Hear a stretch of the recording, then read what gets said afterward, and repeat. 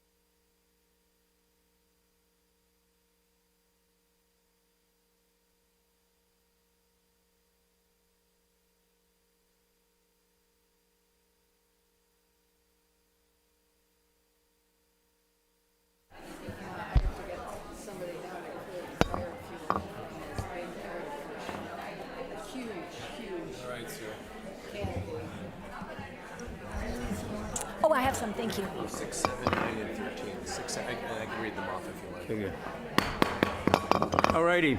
My apologies for being late.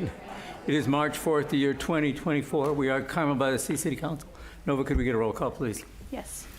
Councilmember Barron? Here. Councilmember Dramoff? Here. Councilmember Ferlito? Here. Mayor Pro Tem Richards? Here. Mayor Potter? Here. All are present. All right, first item is an opportunity for any member of the public to offer comments. Public comment period is now open. There's a 3-minute limitation on the testimony. State your name for the record. I appreciate it. Anybody wishing to come forward?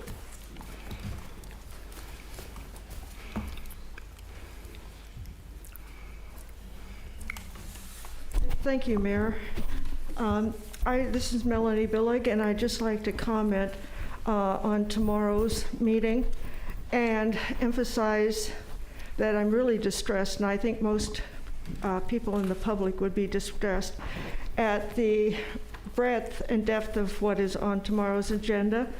And last year, you separated the budget items and CIP from a whole agenda. You did a special meeting on it, which was very, very helpful for all of us, and we deeply appreciate it. But tomorrow, we have a number of other very, very important items that are on the agenda, and I'd like to ask you to reconsider and maybe separate out the budget items from the very important housing element items so that the public can have more of an opportunity to speak. Thank you very much. Thank you, Melanie. Appreciate your testimony. Is there anybody else wishing to speak tonight? Is there anybody in Zoom world? Oh, well. There are no hands raised on Zoom. All right. Well, then we'll move on to tonight's business then. Council members, we have the consent calendar before us. There's 12 items, 13 items on there. Is anybody wishing to pull an item? I do. I'd like to pull items 7, 9, and 13, please. 9 and 13. Mr. Mayor, I think we want to pull number 6 as well. There's some audience members that are wearing bright yellow shirts. I think we might want to hear from their Chief Giving Officer, Mr. Byrne. Most appropriate. Yes, also item number 12. Okay, so that leaves items 1, 2, 3, 4, 5, 8, 9, 10, and 11. Is anybody in the public wishing to pull an item? Not 9, 8, 10, 11. Oh, I'm sorry. Let's just pull them off now. Okay. So let's move on, then why don't we have a motion to approve those items? I'll make that motion. Second? Second. Any other discussion? Noah, could we get a roll call, please? Councilmember Barron? Yes. Councilmember Dramoff? Yes. Councilmember Ferlito? Yes. Mayor Pro Tem Richards? Yes. Mayor Potter? Aye. Motion carries. Right, item number 6 is a resolution 2024-014, accepting donations from Carmel Care as an official city support group and approving a budget amendment fiscal year 23-24 adopted budget. Could we get a representation from the Carmel Cares group to come forward? Dale, great turnout tonight. Yeah, be careful what you ask for. You might just get it. Thank you, Mayor Potter, council members, Administrator Rarig, Director Swanson, Director Herreri, Chief Tomasi, and other attendees who are here tonight. This is a very exciting night for Carmel Cares. Over the past 3.5 years, we have been working along with our partners in Friends of Carmel Forest and Carmel Nature Preserve groups to become a vital part of the City of Carmel as a city support group. In addition, we are now a Keep America Beautiful affiliate and Clean California community organization. This is a big honor, privilege, and responsibility, and one that we don't take lightly. We're thankful for the time and financial commitments made by this council and the support and creative problem solving of Directors Swanson and Herreri and Tom Ford. This year we are executing many exciting projects, including several on Scenic Pathway, the Ocean Avenue medians, Forest Theater, Vista Lobos Park, as well as a project in conjunction with PG&E and a neighborhood group to underground power and utility lines along San Antonio Avenue near Pebble Beach Gate. Now I'd like to introduce our newest board members and leadership team and thank our volunteers for their unwavering commitment to keeping Carmel beautiful, safe, and inviting while taking it from special to spectacular. Is Mark here? Mark Diorio is our new board chair who brings a vast amount of engineering, construction, government, and nonprofit experience. Is Taya, did she make it? No, they both had really busy schedules.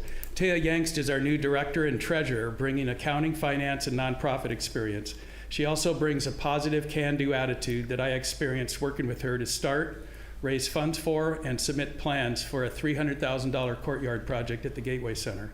This has now been greenlighted by the Pacific Grove Planning Department. Brian Sowers, we got one.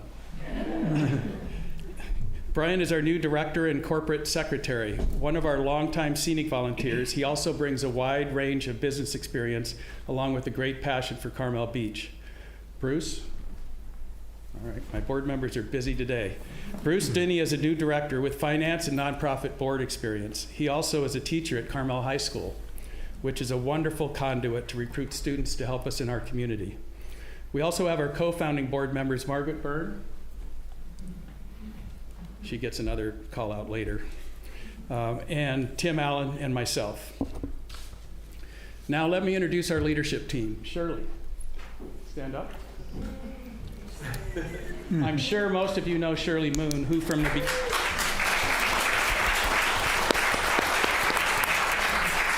since she pulled weeds with me back in July of 2020, has been working full-time, literally, to our Scenic Pathway Restoration Project and has done a magnificent job. Thank you, Shirley. Kelly Francis, there she is. She heads, I love the applause. She heads up the pickup posse on Carmel Beach, and she's working to build up that team to make sure we have full beach coverage every day of the week. If you already walk on the beach and would like to help, go to our website and click the volunteer button on the front page. Many of you also may know Kelly Burke. She's busy. She heads up our downtown pickup posse that keeps our town tidy, as well as a downtown detail group that has twice weekly cleanup and landscaping sessions. She and her team are also a very positive force in the community, acting as Carmel ambassadors and bringing smiles and laughter to the village as they do their work. Carol Crandall.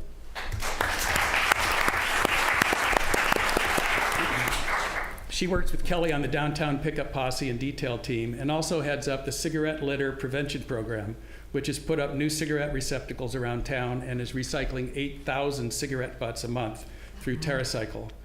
We might actually get a table made out of it. I think Brandon was pretty excited about doing that, so we've got to work on it. They're 700 pounds each. She has also worked with Kelly Burke to develop a Carmel Cares business partner program that assists business owners in taking shared responsibility for beautifying and keeping their storefronts clean. Carrie White, there she is. She's heading up our new Carmel Cares Advisory Committee, which will be comprised of volunteers, residents, and business owners who will help make recommendations for our leadership team and board. I'd also like to thank all of our over 100 volunteers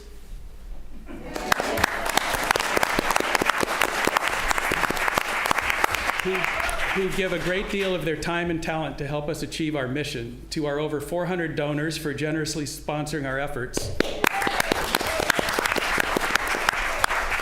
and our city partners for allowing us to work in this incredible place and share resources and financial support to help us get things done. Finally, I'd like to recognize the contributions of my wife. I knew I wouldn't. Best friend and co-founder of Carmel Cares. She works closely with me every day, including finding creative ways to apply her advanced degree in husband management. It's true. I'm not sure about that. It's true. I didn't say she was successful. Thanks again to all, and we'll see some of you tomorrow night when Mayor Potter will read a new beautification proclamation. Thank you so much. Thank you.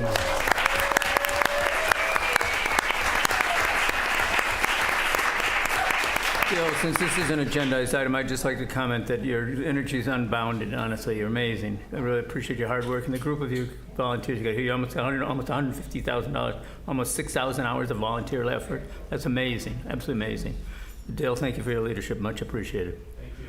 Well done. All right, we need a motion to move this item? Yes. I'd be happy to move it. I'd like to say something first before we do, though. We can do it if there's a motion. We can do it. Okay, I'll make a motion. Okay, I'll second it. All right. You know, the pandemic did a lot of things to our community, but a silver lining of it was really the creation of this entity that has done so much to fill in and keep everybody busy during those 2 years, and has, you know, reached this point where you have grown to this size. And I really appreciate it very, very much. Personally, as a resident and also as a council member, your hard work is apparent every day. Thank you. All righty, we have a motion, we have a second. Is there any other discussion? Okay, roll call, please, Nova. Councilmember Barron? Yes. Councilmember Jeremoff? Yes. Councilmember Ferlito? Yes. Mayor Pro Tem Richards? Yes. Mayor Potter? Aye. Motion carries. Well done. All right, why don't we move on then to item number 7, which is a resolution authorizing the city administrator to execute amendment number 2 to the professional service agreement with EMPC Planning Group for the Coastal Engineering Adaptation Planning Project. Ms. Bilsey, when the gallery clears, Mr. Mayor will make a few slide presentation. There's been some questions on this item, so I think this will clear up those questions. Thank you. Let's just wait. If you could just give us a minute here, the crowd dissipates. A lot of love going on here.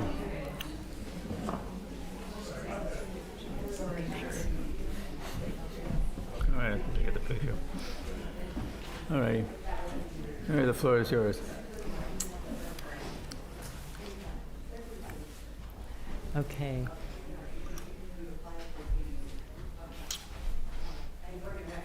Okay. Thank you. Good afternoon, Mayor and members of the City Council. The consultant selection process followed the City Council's adoption of the Climate Action and Adaptation Plans. In April of 2022, we held a qualifications-based consultant selection process. EMC Planning, Haro Kasunich, and Integral Consulting teamed up together, and they were determined to be the best qualified for this project.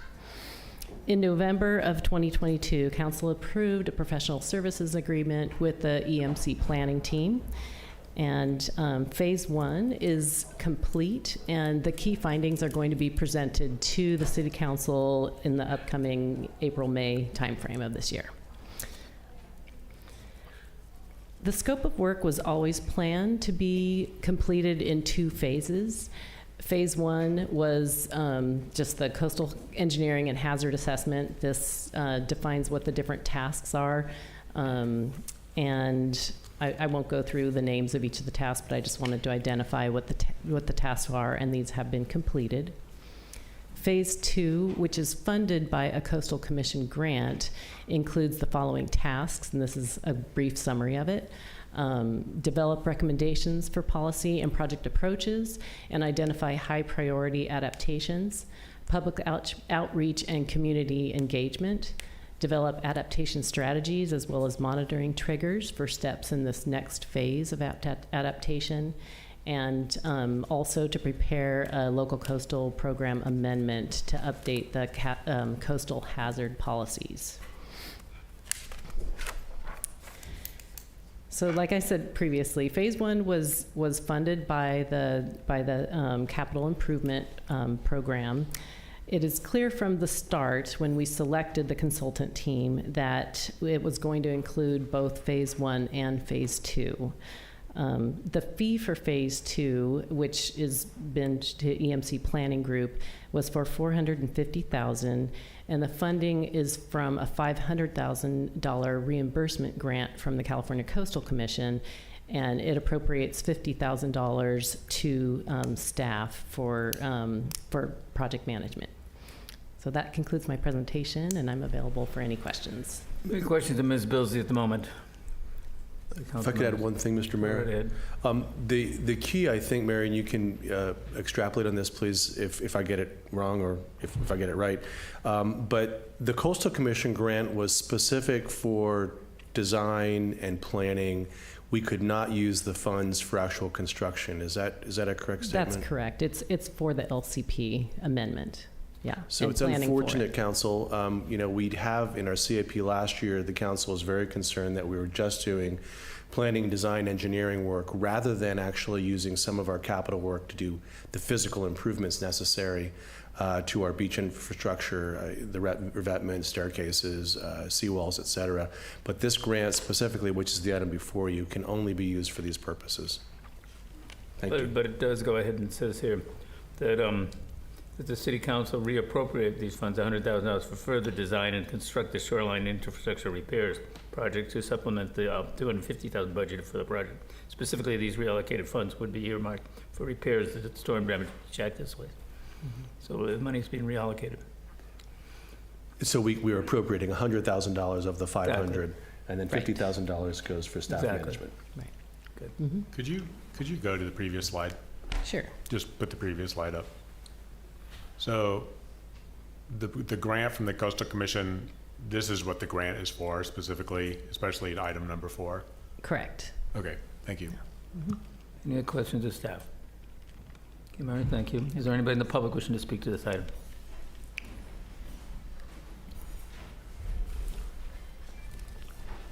Hi, my name is Brian Sowers. I'm a resident of Carmel. I have a concern of moving forward with this consent. When I was Forest and Beach Commissioner, we had concerns on the first report that was done by this engineering team, that it wasn't exactly super comprehensive.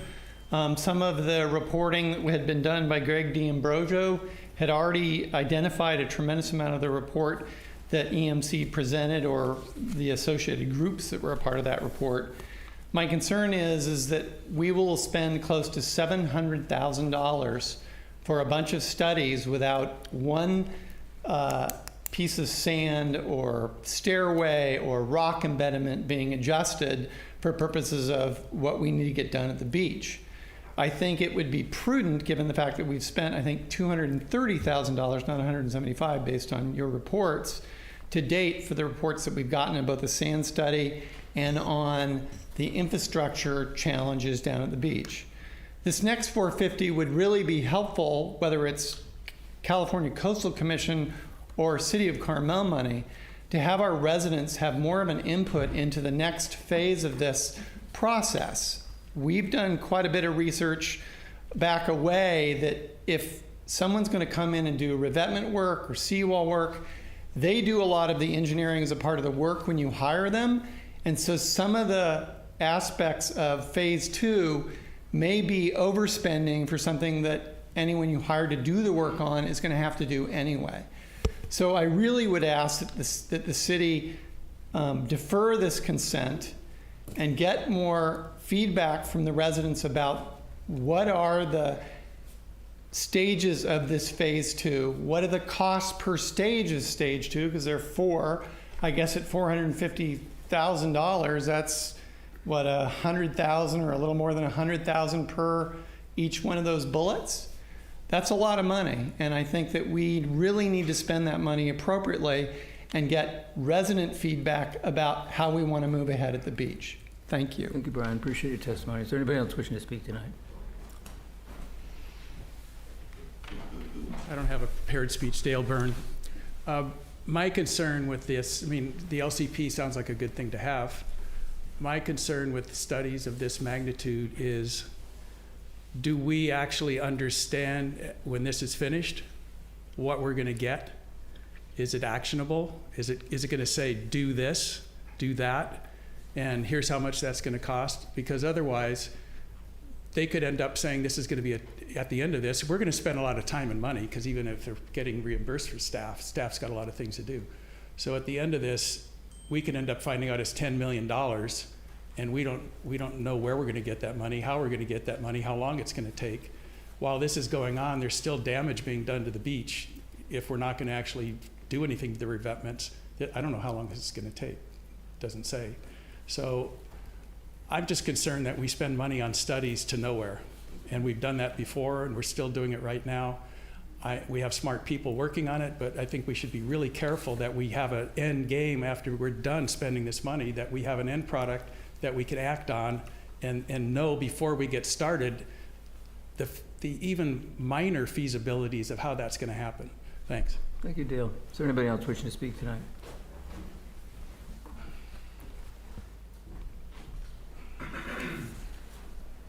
Melanie Billig. Council, I would support both of the comments previously made, and also ask, we have a tremendous amount of information in our files done by Greg D'Ambrosio and previous city engineers on the beach and what has been done and their evaluation. And I'm just curious, with spending as much money as we're going to end up spending, I mean, through the whole project and to the end, have we examined everything that's been done in the past? We've hired these people, they're extremely expensive, and I'm sure they're very, very good. But have they looked at the previous information? Have they incorporated, analyzed it, and seen whether what we already have on files is appropriate? I just think going into something and hiring a consultant without even perhaps, I'm not saying it hasn't happened, I'm just asking the question, that perhaps our work product at the end would be much more complete and comprehensive if someone takes the time, both staff and the consultant, to make sure that what we're getting is what we plan to get or hope to get at the very end, and that is a really comprehensive program for taking care of our beach. I was at the Climate Committee meeting the other day, and it's quite staggering what the issues are. Jeff did a good job of moderating that meeting, and it was very, very educational, but it was also very, very concerning about our beach. I think you all need to take a look at some of this stuff that's already come out, because you just need to be as informed as possible. This project is going to be just tremendous. So I thank you for your time. Thank you, Melanie. Appreciate the testimony. Is there anybody else wishing to speak tonight? Anybody in the building here? Anybody in Zoom world? There's no speakers on Zoom. Okay, thank you. I have some answers, Mr. Mayor, if you'd Sure, like. okay. So thank you to the public who spoke, certainly. On page 147 of the packet, there's a schedule that shows that the LCP amendment is scheduled to be prepared and meeting with coastal staff next year at this time, so it's a one-year process. So that's in there, and that was the schedule for both phases of the project. And then Ms. Billig asked about I'm sorry, Mrs. Moon. Ms. Billig asked about the historical information that we have, and certainly all that information that was done in the 80s has been provided to this team. In fact, Haro Kasunich, which is one of the consultants on the team, was the project engineer when we did the seawalls and revetments and staircases in the mid-1980s, for which we won an award. So yes, they have all the information that was appropriate at the time. In fact, some of the critique of the project has been by Haro Kasunich themselves, that, and I think Councilmember Filito talked to me about this, maybe the standards by which we build revetments and maintain revetments and seawalls has changed over time. But anyway, the punchline is that all the information that we have available has been provided to this team. Thank you, Mr. Mayor. Hold on a second, Can I ask a question on that, Chip? Because Brian, hold on one second. We don't normally do this, but I'll call you up and ask you a question. Okay. Okay. Is there anybody else? Okay, Brian, you can come up. So I want to take a little bit of an issue with Chip on that issue. With the last Coastal Commission that we were at with Ms. Councilman Barron, I brought up the fact that in the previous report, the first report of their first study, they did not use any of the as-builts on what was going on with the revetments, the seawalls, the outfalls. None of those plans were available. In fact, I know Brandon Swanson was having a difficulty even finding those plans that were put together when that work was done. So I take issue with the fact that Kasunich had all this information at their disposal when they did the report, because the message that I was hearing was, no, they never looked at it, and we had trouble even finding it. So I take issue with that comment. Thank you, Brian. All right. Public comment period is closed. That was simply something that I could do it, bring it up or ask a question. Okay, is there anybody else? Council members? I have a question. Who, maybe, I'm not sure who can answer this. Did we talk to anybody other than EMC? Was there other?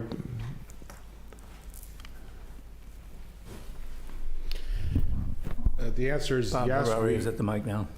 Public Works Director. Just identifying you for the public. Oh, sorry. Bob Ferrari, a Public Works Director. We did a qualification-based selection process. First, we were looking for a coastal engineer. Actually, we found Haro Kasunich first through a fair selection process. Talking to them about what the scope of work is from the climate action adaptation plans, they said they're very well qualified to do the coastal engineering.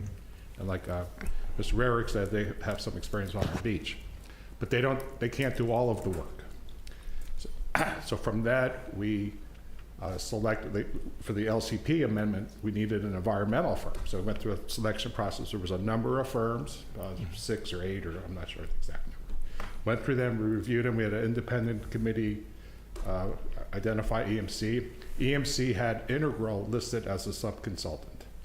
So when we talked to EMC and Integral, we said, hey, would you team up with Haro Kasunich? So we got well, I call it the dream team. We got the 3 best firms combined under one agreement to benefit the city. So the answer is yes. And if I may, can I answer or respond to some of the other comments that were made? Sure, go ahead. Yes.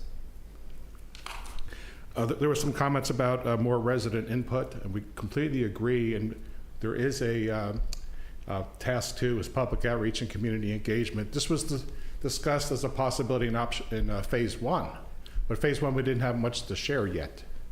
So we had a limited budget, so we said let's do the public outreach in phase 2. So yes, there's gonna be a lot of public outreach. And I think there's a general misunderstanding about physical reconstruction of shoreline repairs on the infrastructure and these planning documents that we're talking about today. There's a separate CIP project that had $250,000 in the budget. With this item before you, this would transfer the $100,000 that was intended to start phase 2. We don't need that anymore. Let's roll that into this shoreline infrastructure repair CIP. Now we're up to $350,000 to do physical repairs. The as-built plans for the staircases we need for the physical repairs. All the prior information that was given, whatever we had at the time, was given to the consultants. That's sea level rise impacts is different than how the stairs were built. That information is going to fix the stairs and the revetments and the seawalls. So we're talking about there's 2 different issues here. There's coastal engineering study, the impacts of the shoreline, adaptation strategies, and there's the physical repairs. And I think the community, my sense is that the community is starting to intertwine the two, and they're not the same. Hopefully that answers some questions. Thank you, Bob. Appreciate it. Can I continue on with that question, Bob? If you don't mind? Is it ever possible to ask these people that are giving us a grant, when they say, we'll give you $500,000 to study something, is it ever possible to say, hey, would you mind giving us $300,000 to study it and $200,000 to put a shovel in the sand? I think last week we asked them to replace wood stairs with concrete stairs. And they said they'd be, they would entertain that once we have specifics. The answer is no. We asked specifically more than once, can any of the 450 go into hard physical infrastructure? The answer is no. Who makes that decision? Sorry for this. I'm just the education system for me, or scene for me. It's the process of the grant. How the grant money was established in the first place is for the communities to adapt to climate change and sea level rise and impacts on the shore. So they have money for the, the communities up and down the coast of California. And we were at the right place at the right time because we had completed phase 1, so we were ready to go for phase 2. Yeah, I'm grateful that we got the grant, but I wonder if the citizens of Carmel could write to whoever these rainmakers are and say, really, we need to get the work done, not the studies. Yeah, Mayor Potter actually received an email a couple days last week from a gentleman named Don Schmitz, and he runs a firm, and he was celebrating the fact that the Coastal Commission has this money for planning work. And again, it's 1,200 miles of coastline, right? So there are some communities that have done nothing to prepare for climate change, climate adaptation. And so I think that the Coastal Commission specifically identified this money for this planning work, but we're always looking out for physical money we can use for physical improvements, clearly. And if I may, I have one more thought, and I usually don't have many thoughts, but I have one more thought, if I may. Mr. Byrne suggested that what happens at the end of this study? And that's a great question. At the end of the study, not only will have an LCP amendment, we'll have identified adaptation strategies. What we learned in phase 1 is that in 75 to 100 years, the sea level rise will narrow down our beach. We might just have pocket sands of beach. What are we going to do then?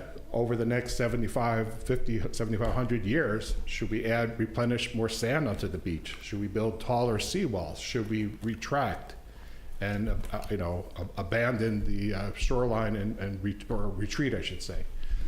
That's the kind of work that will be included in phase 2. That's for long-term adaptation strategies so that we can keep the beach going as long as humanly possible. The shoreline infrastructure repair is to fix the stairs now, to fix the revetments and the seawalls, or the next few years, obviously, to do that now, short term. Thank you, Bob. Appreciate it. Alrighty, council members. I'll chime in.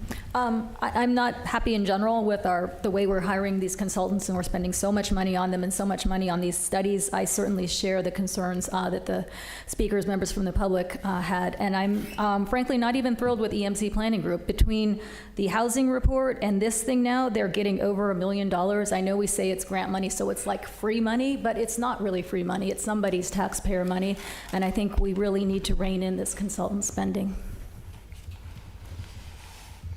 All right, Jeff? Thank you. As everyone, as staff has stated, this is money that was part of a Coastal Commission program across the state to do specifically this planning work.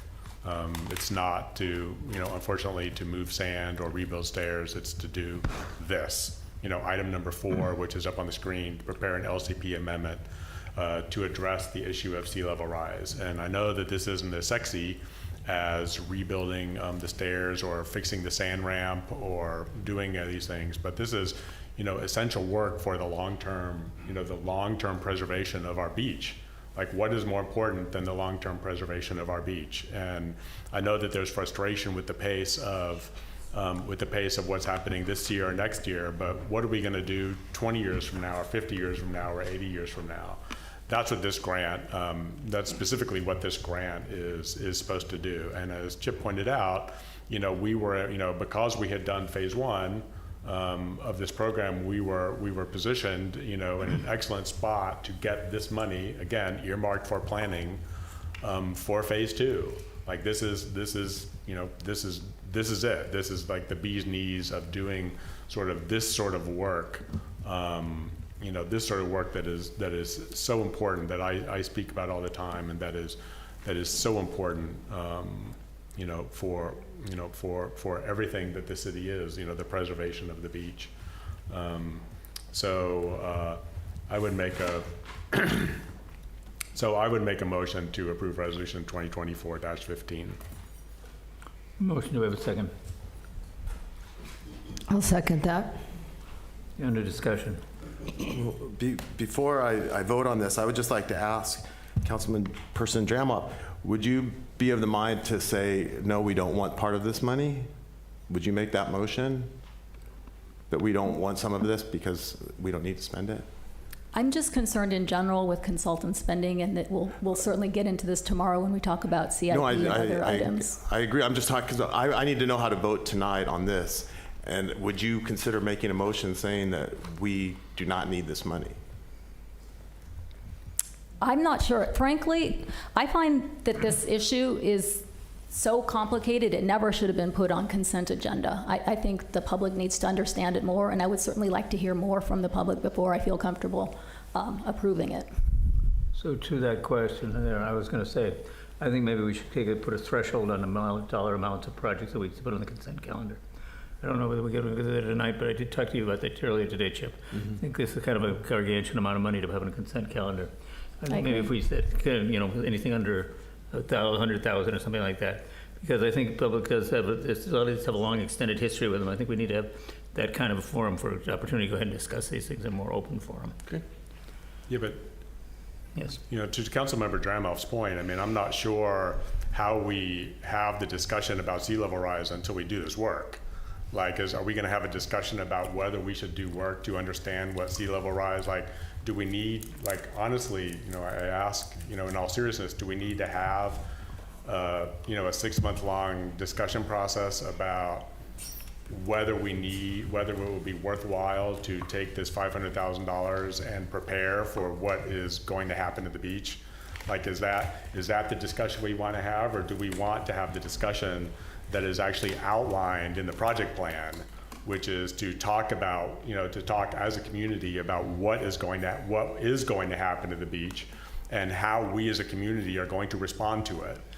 To me, the discussion to have is the second one.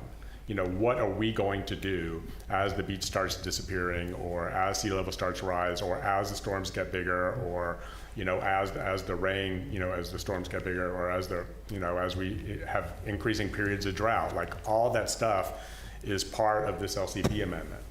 Like, this is a grant to do the exploration, and part of that exploration, is the process of engaging the community. It's very specifically outlined. It's a part of the project that was agreed to, was part of, as Bob touched on, I think, it was part of the Coastal Commission requirements to accepting this money. And that is the discussion that we as a coastal community with this white sand beach really need to have. Well, I just respect the concerns that members of the public have, and what I'm hearing from them is that they want to slow things down. So that's where I am. I'm respecting what they have to say, I'm listening to what they have to say, and I say let's slow this down. So, okay. Jeff, Okay, let's just get this to the issue here before the issue before us tonight. That is, we have a motion to go ahead and approve it as it is. The motion is second. Under additional discussion? We don't have a motion, is I it? think we did. Jeff made it and Karen seconded it. I'm sorry. But if we make this motion second, instead of carrying it on to another date where we can investigate this more, we would be denying it or approving it. The motion's to approve, sir. Motion to approve. And if it doesn't pass, then it's denied. No. Or we could move it forward to another meeting and have more public input. Call a question. Yeah. Good. We'll give you a roll call, please. Councilmember Barron? Yes. Councilmember Dramoff? No. Councilmember Ferlito, Yes. Mayor Pro Tem Richards, No. Mayor Potter. Aye. Motion carries 3-2. Alrighty, we've had discussion, we'll have a discussion. We have agenda review tomorrow, I believe, don't we? Yes, sir. Mhm. No, when do we have an agenda review? 11 o'clock, sir. 7 o'clock, okay, so we can have a discussion about setting the threshold then Yeah. for the amount of money that we're spent for items that are on consent calendar. I'd want to talk to, the department heads as well, so we can have an educated answer for you. Thanks, Mr. Mayor. Thank you. Next one. Alrighty, that moves us on to item number 12, which is a resolution authorizing the... Item number 9. Oh, I'm Number sorry. 9. I'm sorry. Which is consideration of resolution authorizing the consumption of alcohol and a potential erection of tents in a public right-of-way, public property for the auto wedding dinner to be held Friday, October 11, 2023 in Devendorf Park. Jeff, you pulled this item? No, I did not. I pulled it. I would have, but I did not. I'll explain why I pulled it. First of all, I was concerned, it didn't say anywhere whether the city is getting paid to have this private party use our park as a wedding venue, and I'm concerned about the precedent that this is setting, and do we want to set this precedent where people are having weddings in our park? Ashley, would you like to come forward and kind of tee this up? You bet I will. So, I'll just close out of this because I don't have a presentation. I wasn't sure if this would get pulled or not. Anyhow. The city does have a fee schedule. So I'm Ashley, Library and Community Activities Director for all the members of the public. The city does have a fee schedule for special event permitting. That includes events being held downtown, so Car Week events, any other event requests we get. We also have a beach permitting process, so events held down on the beach. The types of events we have done on the beach are events like weddings, or we have a lot of Carmel High School class reunions, family parties that happen down there, and we have certain triggers for that, and those do incur fees for the space in our public event. So this isn't necessarily setting a precedence with the park so much as it's because these things are happening, they're just typically happening on the beach. So private types of events are happening in Carmel, but they're happening on our beach. The difference with this is in the look of it is that it would be fenced off to the public. With the California Coastal Commission rules, we can't fence anything off down on the beach. So you might see a big group gathered there that's gone through our permitting process, answered all of our questions. The police department has a copy of the permit application, and the Carmel High class of 72 is down there having a good time on the weekends, getting together, in September when they're here in town for that. And I'm happy to answer any questions. I know there's a lot of different types of permits that the Community Activities Department deals with on a regular basis. So Ashley, they're not using the entire park, right? No, they're not using the entire park. So walkways would still be open. Egress would not be closed. This would not be like when we've had, I think many years ago, we had the Carmel-by-the-Sea, which was a ticketed event. We talked about ticketed events a couple months ago with regards to Car Week. This is not that. This is just strictly... When Pebble Beach used to come in through the concourse and they take the whole park over? Right, and they take the whole park over. This isn't the takeover of the entire park. People could come and sit on the benches. They can still wait for the bus. They can walk through that big pathway through the park. They can still come up the stairs and cut across the park. But there will be a big table in there that's fenced off with a dinner party happening. What? And we don't have a policy currently, and the municipal code doesn't speak to this. So I have and we've never, since I've been director, I haven't had anybody ask to do something in the park. Events in the park are challenging logistically. It can be noisy with the buses going by. So I did speak with this event organizer about that, especially knowing that the frequent demand and ask is for weddings on the beach. It's a romantic spot. Devendorf Park, I don't know so much about. So what is the fee? The fee is $180 for the permit application and $500 for the use of the park. Okay, thank you. You're welcome. Any questions of Ashley? Questions? Yeah, do you see a difference between the event and item number 9, which is a wedding, and the event in item number 12, which is the Carmel Art Festival? How do we, it's the same, it's the same tent and alcohol. It is the same tent and alcohol. I think that the difference in my mind is that when we talk about either, like the Carmel Art Festival has a component to it that is a VIP component. That event's open to the public, but then they do have a ticketed component that involves the alcohol. This is different in that it's really not open to the public for participation, either through just showing up and being there or buying a ticket. So when, well, let's go back to, the mayor mentioned, I think the mayor mentioned the Car Week event, the Thursday Car Week event that used to take up the whole park. Right. Was that available to the public? That wasn't available to the public, but Could it I was buy a ticket for it? Like I live in town, would I have been able to buy a ticket for that not to the event? luncheon, no. No.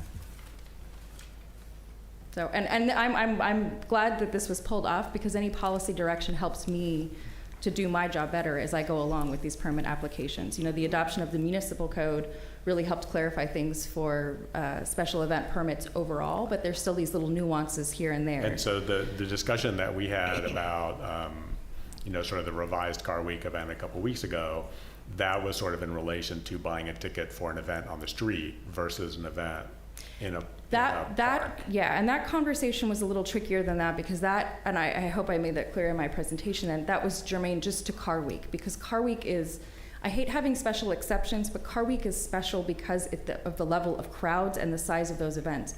We don't have any other events that even compare throughout the year to the size of what we're doing for Car Week and the impacts that it has on our residents in the downtown commercial business. So do you think if the Car Week, given the I'm sorry, I don't No. I don't mean to put you on the spot, but do you think like if we had one of these Thursday events came back and, you know, that's during Car Week, and you just said that we think about, you know, Car Week versus different. So if this wedding was in Car Week, or the Carmel Art Festival was during Car Week, or we had this big car event during Car Week, like those are all like, how does that, like I'm struggling with, you know, we started this conversation on public property and paying for access or having access roped off.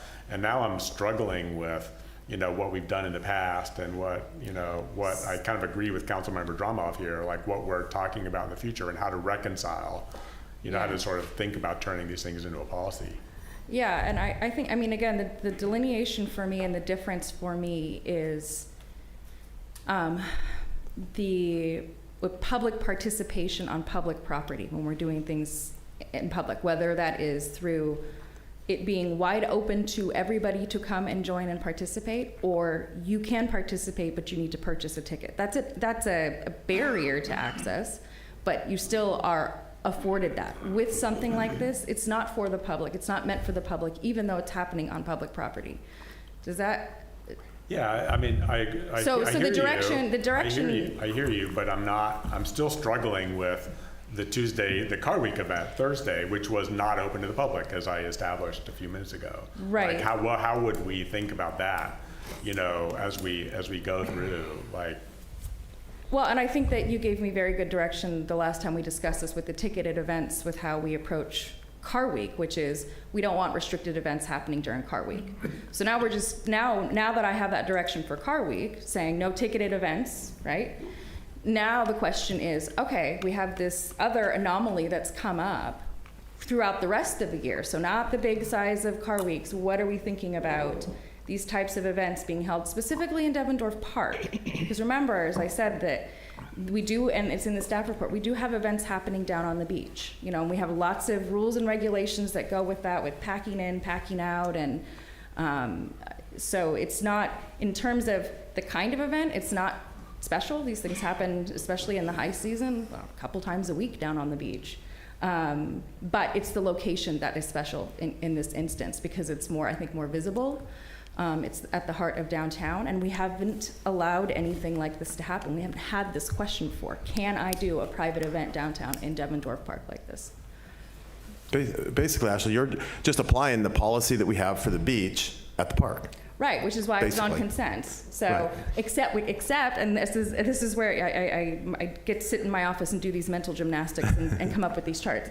With the exception of the fact that alcohol is permitted on the beach, which is why I'm not here every month with 6 wedding applications, because it's allowed there, but it's not in the park, and the same with the erection of tents. So treating it, because I don't have another mechanism or a policy that says treat it differently in Devendorf Park, I put it on the consent agenda, just like I would the Carmel Art Festival, which is also on there, if that makes sense. So it sounds like we need a policy about Devendorf Park, because we don't Yes, have one. yes, and we do have language in the special event, the municipal code section that speaks to events at Del Mar, Mission Trail Nature Preserve, and restricts the usage, like having any kind of private events or public events in those spaces are biologically important and sensitive habitats. And maybe it's, you know, some sort of amendment to the municipal code about the park itself, because that wasn't Seems so to me included. that begs a bigger discussion than what we're having before us tonight. I mean, we're talking about a policy issue. Why don't we take that up in a policy heading instead of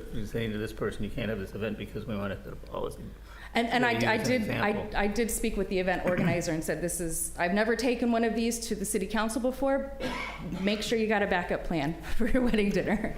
So that is, this person's well aware of that, and but wanted to make the ask anyway. It's a special place for him and his family, loves the park, loves downtown Carmel, and that's where they wanted to start. So I'm happy to come back with a staff report, or proposed updates to the municipal code or policy with regards to the use of the park and private events. You know, under the heading of, thank you, Ms. Wright, you know, we keep hearing about our capacity and everything we're working on. So, you know, adding this, even though it might be minor, it's going to absorb some capacity. Your capacity, the community's capacity, certainly the council's capacity. So, you know, if the council's keen on that, we should add it to the mix of, what are we up to now, Brandon? 36 high priority projects that we'll be reviewing on the 28th of March. And as I say, if the council is undecided about this at this moment in time, especially as it relates to policy, again, I did communicate with our event organizer that I wasn't sure about this. They are understanding, they're aware, they will come up with other plans. So if the council wants to deny this right now, Yeah. and not worry about holding up somebody's wedding dinner, and then I can build it into my work plan as I go along, and I'll come to you with updates in the future with regards to this. And if I get any other applications, and I could just tell, you know, members of the public making similar types of requests for Devendorf Park, that this is, you know, under study by the council, and we don't have a policy currently, so the answer is no. But I'll leave it up to you to decide, but that would be perfectly, I think, acceptable outcome. Council members, your decision. Do we need to open this to the public, please? I'm sorry. No, you're right, okay. Is there anybody in the public wishing to speak to this item?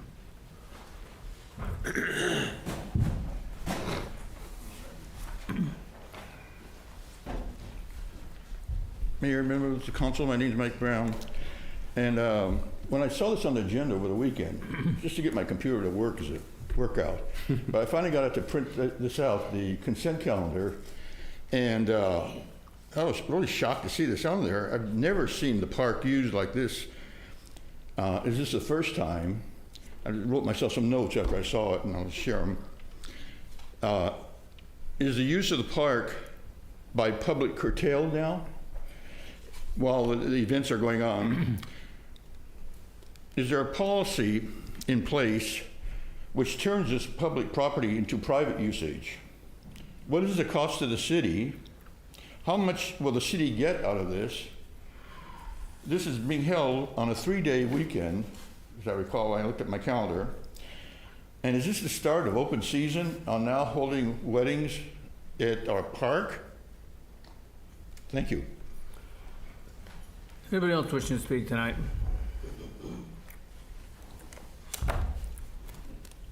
Just hearing about this, I like the idea that Ashley said to maybe say no while you have more time to deliberate. And I definitely think that the fee should be higher if it's going to turn a public park into a private event. Maybe it could pay for some of our capital improvement. Alrighty. Is there anybody else wishing to speak? Close the public comment period, bring it back to council for direction. Council members. Well, I am not inclined to approve this, and for several reasons. I think it could be precedent-setting that more people would come and want to have private events in the park, and I don't think that's why we have our Devendorf Park. The beach is different. We have a policy there. I don't think we need to create a policy here for this. I think that this is something that I just can't support at this time. The council people. Yeah, I'll say that I'm really stuck with this, and I'm kind of grateful that this is on the same agenda as item number 12, which is the Carmel Art Festival. And I know that we've been doing, the Carmel Art Festival for years, and I'm really, sort of the wanting to be consistent person in me is really struggling with how we differentiate those two events from one another. And I'm afraid that I do think that public weddings in the park is a bad idea. So I think that that's a bad idea.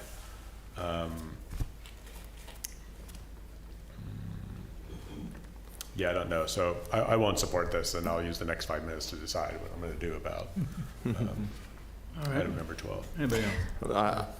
I guess that it's kind of easy for me to differentiate. Since we don't have a policy, I can just say if there's not a public component to a private event, then I'm not in the mind of allowing somebody to rent the park because there's no public component. But and that's just that my short policy making skills right now tonight. So I won't be supporting this. Unfortunately, because I think it would be nice for this gentleman to have his wedding in the park, but there's no public component to it, so I won't be supporting it. Yeah, can I ask a question, Sure. Mayor? Yep. If I have a question for Ashley. I mean, if the car event came back, if a car event came back like the Pebble Beach Concourse, and they wanted to do that lunch thing, if there are no tents and no alcohol, would you even bring it to us? No, there would be no reason to. I mean, those So are the that's two an big. event. That's an event that closes the park, Right. From my perspective, but wouldn't appear at the council. The permission that we need from council. I mean, that's not to say The we permission wouldn't. is for the tents or the alcohol. Right, and that's not to say that staff would say, great, go for it, we love this idea, because I can tell you we work our way through these special event applications line by line. But yes, technically, yes, I come to you with the tents because that's in the municipal code, that any exceptions to that need to be, and the same with the alcohol, anywhere that's not the beach. And can I just say, Jeff, with my line of thinking, there is a public component to that park. To when the concourse rented that entire park out for that Thursday, there was a huge public component to it because they brought in all those cars and set them up on our streets. So there was a public component to that event. Oh, with that clarification, I would support the denial because of the fact that it is precedent setting. So I'll go ahead and call a question. We have a motion. Do we have a motion? We need a motion. We need a motion in a second. I make the motion to deny. I'll second it. Motion and a second. Other discussion. Ashley, would you call excuse me. Nova, would you call a roll, please? Councilmember Barron? Yes. Councilmember Jeremoff? Yes. Councilmember Ferlito? Yes. Mayor Pro Tem Richards? Yes. Mayor Potter? All right. Motion carries. All right, let's see now. We get down to a final, and we're not quite down to the last one yet. We get to the resolution number 24-20-020, authorizing the service of alcohol on public property and the erection of tents on public property for the Carmel Art Festival. Ashley, this is yours also. Everything on this agenda that I submitted had to do with alcohol, and I'm not a party girl. I swear, just the timing of everything. Yeah. So item number 12, again, I think the same line of thinking with the previous item.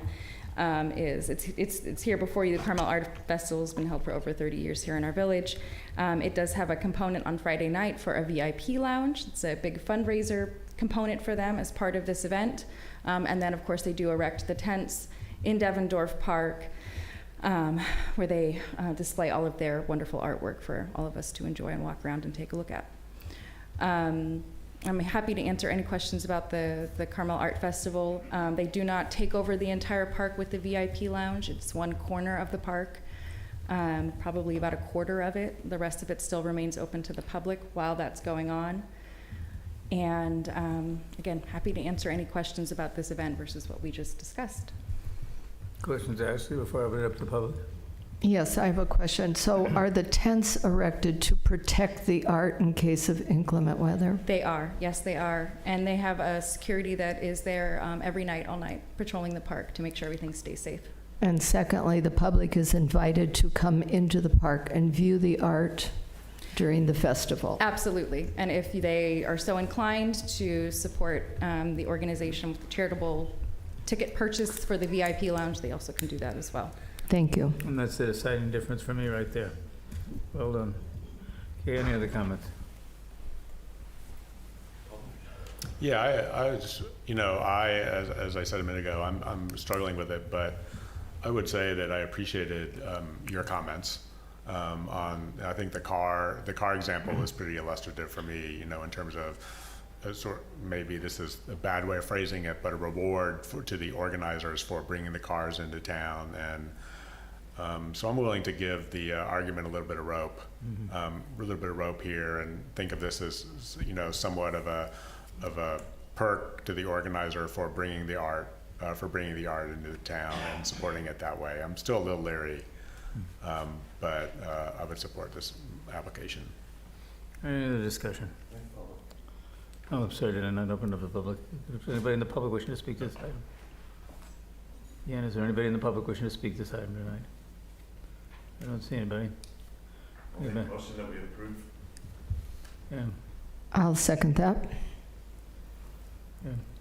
I do have one thing to say in discussion of it. I think the Carmel Art Festival is something that was, it's part of our Carmel heritage in a way. It's been happening for a number of years. It's a group that doesn't have a very big budget. It doesn't have much going other than that art festival that comes every year. So I think in a way, it's almost a little bit like a sponsorship of the festival to give them the opportunity to use the park and the street during that time. And I think they're a good group to do that with. One of my favorite events. I just say for me, the defining difference is the fact that this is open to the public versus the previous event, which was not. So, is there anybody else wishing to comment from the council? Motion and a second. Let's call the question. Councilmember Barron? Yes. Councilmember Jerimoff? Yes. Councilmember Ferlito? Yes. Mayor Pro Tem Richards? Yes. Mayor Potter? Aye. Motion carries.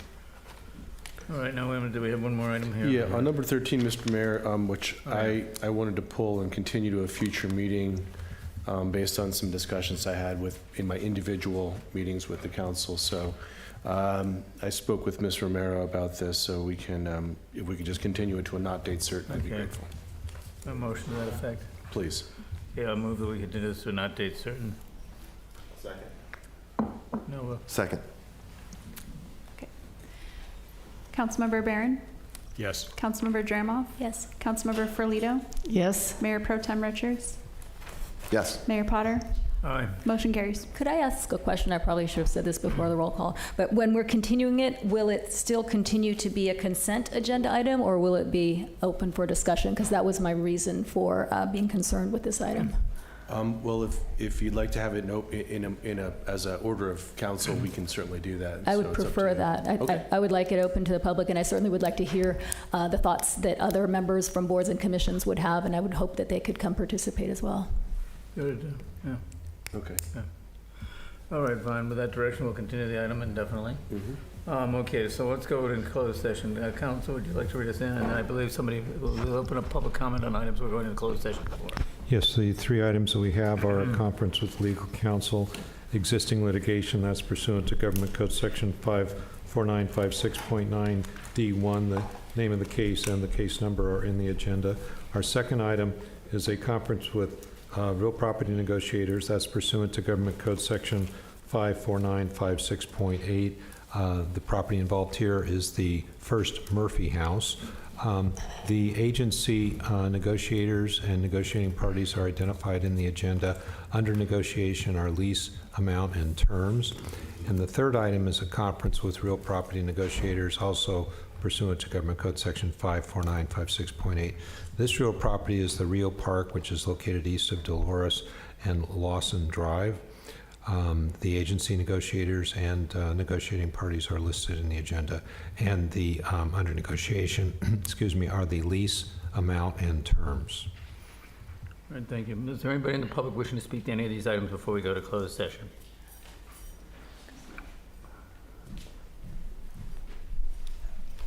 Mayor Potter and council members, thank you for your time. My name is Sigel Lomas, and I'm here on behalf of the Carmel Chamber of Commerce and the Carmel Heritage Society.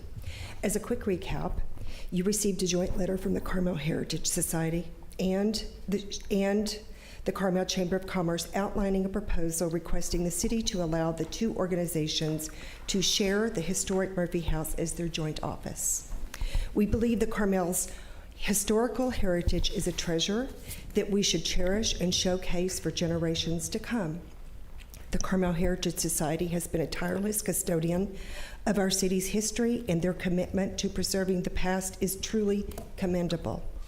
By joining forces with the Carmel Chamber of Commerce, we can create a synergy that benefits both organizations and the community at large. Through this proposed public partnership, the Murphy House can be open to visitors 7 days a week. This extended accessibility will encourage more tourists to visit and explore Carmel-by-the-Sea, boosting local businesses and our city's economy. The Chamber's 30-plus volunteers and growing and staff will be educated so they can serve on behalf of both organizations. By sharing the historical building, both entities can collaborate on preserving the Murphy House and its historical significance. The coexistence of the Chamber and the Heritage Society within the same premises can help by maintaining and showcasing our history. It will allow for the expansion of the Chamber's Visitor Center to a second location, increasing the number of visitors our volunteers and staff touch daily. These individuals provide helpful information and make recommendations that ultimately enhance the visitor's experience in Carmel-by-the-Sea, which can result in longer stays and return visits. These volunteers make restaurant and hotel recommendations. They recommend galleries and retail shops, along with places to go and see and things to do, which ultimately drives dollars to our businesses. The Murphy House is very special to our community, and as a dual custodian, the Chamber will be able to assist in giving it the love it deserves in needed maintenance and improvements. For example, if approved prior to the Chamber moving in, the wood floors would be refinished and we would repaint the interior. Then going forward, we would be committed to staying on top of maintenance as needed for this 1902 landmark. The Chamber would be able to relieve the Carmel Heritage Society of some of its current financial obligations by paying utilities, internet, security, janitorial expenses, etc., as they have a very limited budget.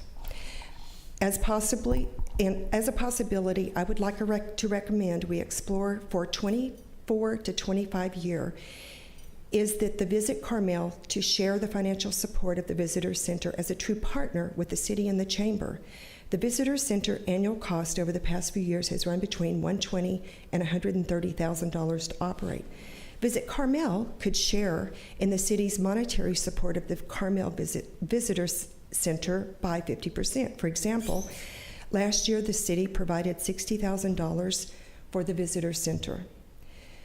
Could Visit Carmel share in the support by providing $30,000? As you know, the Chamber provides direct support to Visit Carmel, and we are their feet on the street in addition to answering calls and emails. We believe granting permission to the Carmel Heritage Society and the Carmel Chamber of Commerce to share the Murphy House as their office and visitor center is a decision that aligns with the best interest of the community. We respectfully request your full consideration and support of this proposal. Thank you, CL. Thank you. Yeah. Next speaker. Cindy Lloyd appears to be the next speaker. Sigil did run significantly over her time allocations. You may run over indefinitely if you'd like to. I've already timed myself at home and I don't even go 3 minutes. I think you should subtract the time from The only thing I will say before I start using my minutes is all the voices are muffled.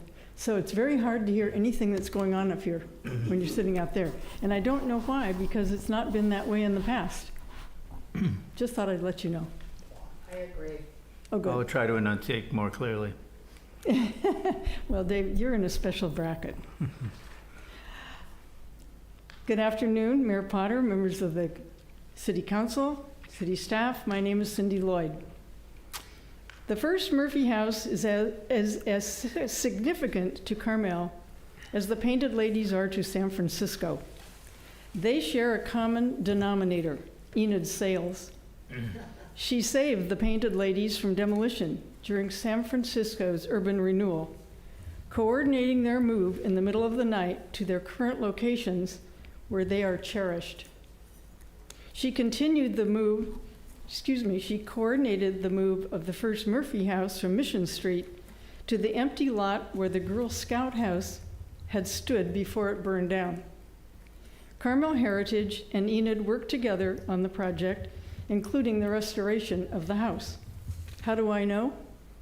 I was there, along with my mother, Marjorie Lloyd, who was a founding member of Carmel Heritage. At the time, both she and I served on the board. Who initiated the idea to lease the Murphy House to the Chamber for a visitor center? Who in the city received the idea to start negotiations over terms of lease? Why wasn't the idea presented to the council and the public for consideration before starting negotiations?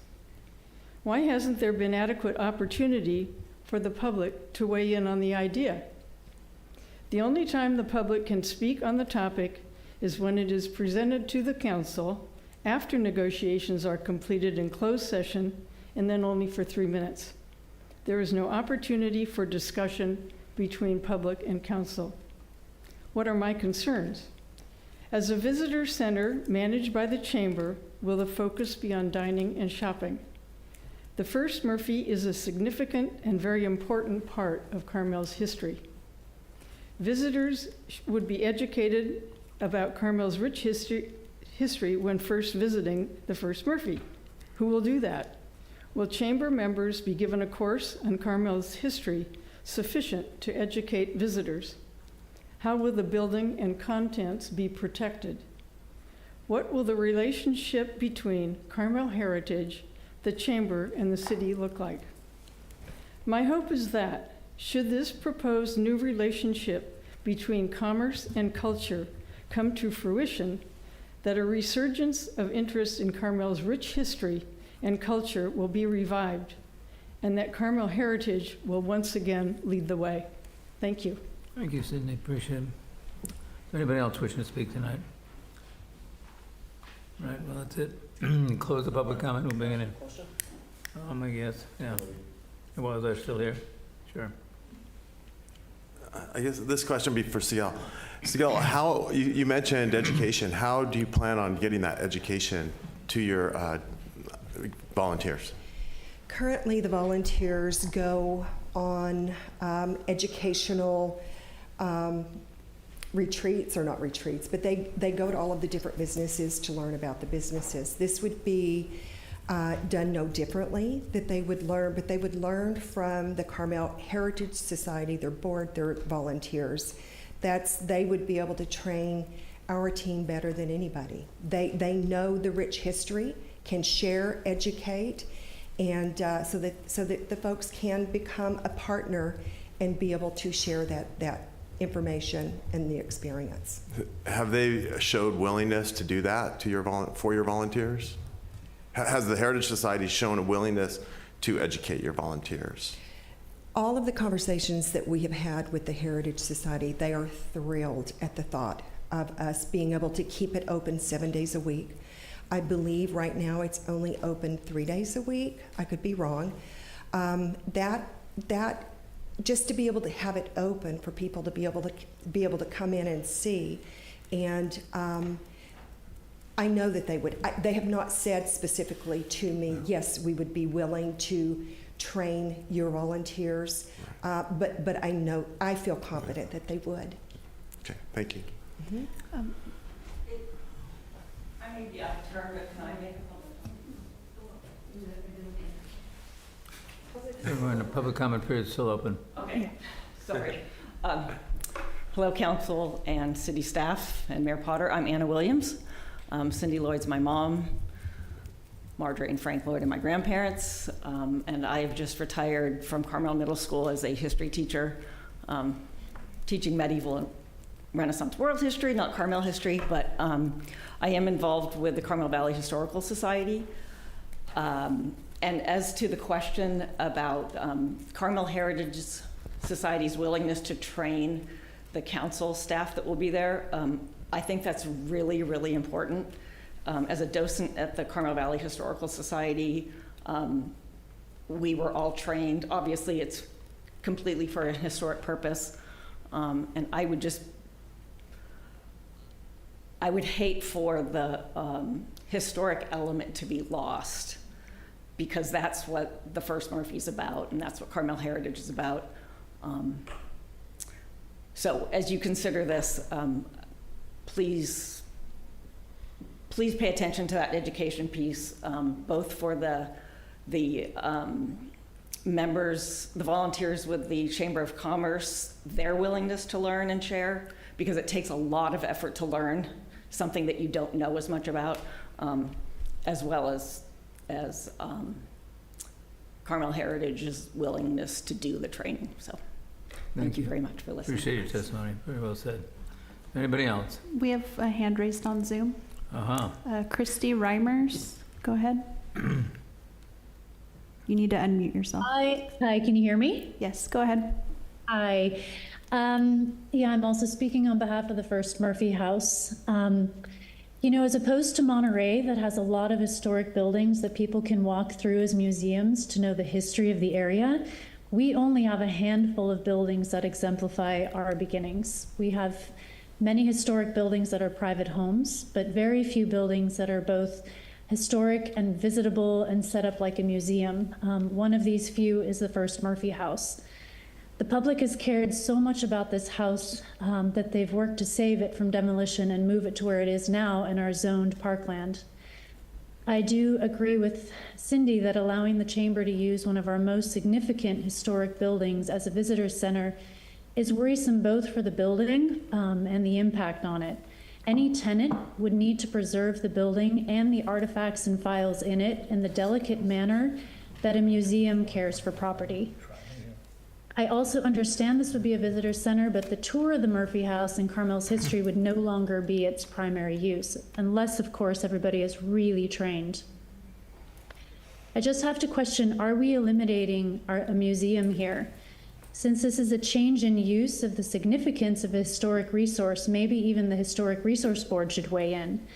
And what is the plan to safeguard our historic museum? Like I mentioned, Monterey has a wonderful set of historic buildings made into museums, and we have only a handful, so using one of our few buildings for a use that's so commercial seems like a big decision. If these negotiations go forward today, I would like to see if the Heritage Society could still stay very involved with the building and perhaps have museum hours that they hold built in, so that we don't completely lose the original intention of preserving the building.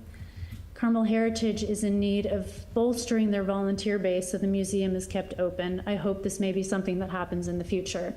It would be wonderful if then the building could be returned to one of our historic museums. Also, the concern I have with Visit Carmel, when I look at their social media, it's so commercial based. And I would love to see if they are going to be tying into this whole project. I would love to see more history put into the social media of Visit Carmel. Anyway, that's my 2 cents. Thank you. Thank you, Christy. Appreciate them. Are these other names people wanted to speak? No, there's no other Okay. hands raised. All right. All right, so I guess I'd ask Sigel, could you just come up 1 minute? I have one question. Did I hear you say that they were going to consider 2024 and 2025 to be a trial period? That would be, that my recommendation was a possibility of us considering, instead of, let's say you guys agree or we ask for $60,000, that Visit Carmel would give 50%. When we come to the city, when your budget is open, that we ask for them to participate for part of sharing the cost, for them to be a true partner with the chamber, the city, and Visit Carmel. As we take their phone calls, we answer their emails, our feet are on the street. So we've done a calculation on the number of man hours and what it cost, and there is an associated cost to what we do for Visit Carmel, but it's all for visitors. I think though, wasn't the question if it was a trial period? For the first 2 years, it was a trial period between the Murphy House and the Information Center. It wasn't a long-term lease, it was a 2-year lease. Is that right? I thought it was for longer than 2 years. I can't remember. And I thought it was a proposal, just through an email, a discussion of 3, and we were hoping for a couple of years longer. Well, that's it. So, well, we're just, I think what the mayor's trying to get, so I don't want to speak over you, but it's a 3, we're looking for a trial period to find out if this is a good marriage or not. And the trial period was 3 years? We're requesting 5 years to move and to, take ownership and to make improvements to the property. We would want longer than just 3 years. We're going to redo the floors. We're going to paint before we move in, so that may take, a little time before we're actually able to move in. Another thing, we don't plan to go in the chamber and take over. We're sharing. And they are going, the Heritage Society, their staff is going to be working there. Their volunteers are going to be there. We're not going to be reducing their footprint in the Murphy House. We're sharing, and we are going to be able to expand. They don't have enough staff or volunteers to stay open more than the 3 days. This is going to allow an opportunity because we do have the volunteers. And if we train them properly, then we're just going to be expanding the hours and making it more available. And we do have a true respect and love for the history, and we want to be a part of helping share that information and that educational piece. Thank you, appreciate it. Could I ask Sigale a question? And I don't want to put you on the spot because I know you're from the chamber, not from the Heritage, and this is probably something I should ask them. But usually, for example, with Monterey State Historic Park, the employees that work there and the volunteers that work there, there is a huge handbook put together with the history that everyone is required to learn, and it's standardized so that every volunteer and every employee is providing the same information to all of the visitors. Who is going to put that kind of a book together? I mean, it's a tremendous amount of work to compile a history that covers everything and that everyone will be trained on. Just that alone is going to be a lot of work before you can get started on something like this. So I would assume that the Heritage Society would have something like that in place to train their volunteers to be able to step in. Can we find out? Absolutely, we can, and I can get back. The Lloyd, Mrs. Lloyd, you may know that. Do you know if they have like a manual, whatever? And I'm sure not every one of our volunteers is going to be on board to be at the First Murphy and to be required to learn. They may not have the passion. I think you need to have the passion. Absolutely. So those people that don't have the passion or the interested in learning, we have our first visitor center at the Carmel Plaza, and they can man that. The people that are interested in learning our history and helping share that with our community and visitors, those are the people that would come on board and work from the First Murphy House. I will try to answer the question that was posed, but I'm going to have to preface it with this. After an absence from living in the community for a while, I came home and I joined Carmel Heritage. I followed it up with a letter to Carmel Heritage to ask if their board meetings were open to the public. I also asked if there was any kind of a communication tool between the board and the membership, and there is not. I do not know what Carmel Heritage does with the dues that are paid. I don't know what they do in terms of any kind of education. I don't believe they're doing any education. They hold 2 tours a year, the Inns of Distinction and the House and Garden Tour, and at one point they dropped one of them. But at any rate, I am really out of touch with what Carmel Heritage does because I can't get inside to find out. I'm not privy to any information of what they do, and that's one of my concerns. My daughter just brought something up, and I will put it out here since I've got the microphone.